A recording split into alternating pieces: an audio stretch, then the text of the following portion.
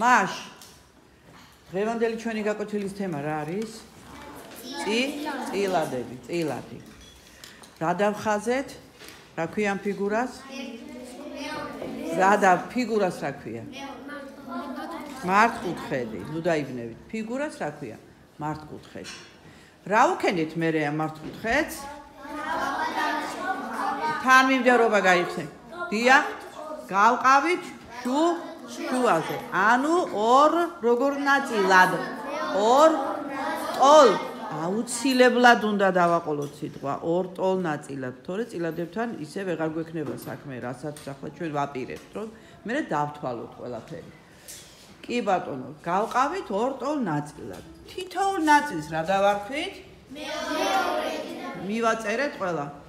აბა ჩამოვიაროთ ახლა ვინ როგორ დახაზა სულთად ლამაზად.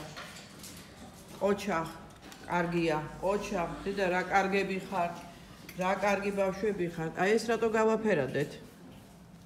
წინასწარ უჩემოთ არაფერს ვაკეთებთ. კარგია. აბა მარი, კარგია, მიდი, აბა აქეთ. შეხედეთ, ნამდვილად ორტოლ ნაწილად გაქვთ ხომ ყველას? მე რო უყურებ კი, მე რაც დავინახე და ვუყურებ, ყველას სწორად გაქვთ. ოჩახ, ოჩახ, ოჩახ. რა დავიმახსოვრეთ ახლა მთავარი რა არის? წილადი როცა გვინდა ნახალსში, ფიგურაში გამოვსახოთ, უნდა იყოს დაყოფილი ტოლ ნაწილებად. ტოლ ნაწილებად. დაიჭირე ახლა ერთი წუთი. მიდი, ეს ეკრანი გამოაჩინეთ, ხო? ახლა უყურეთ ყურადღებით ამას.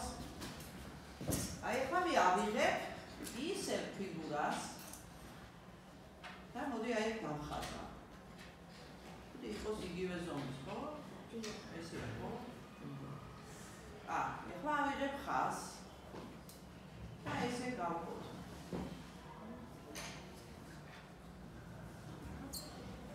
გაიყო ტოლ ნაწილად? არა.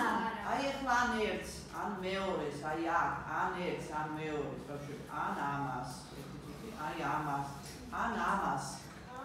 მეორედი დაერქმევა? არა. აი ეს იყო წერმად რა. თუ გინდა წილადი ნახაზი გამოვსახოთ, აუცილებლად ის ფიგურა უნდა დაიყოს.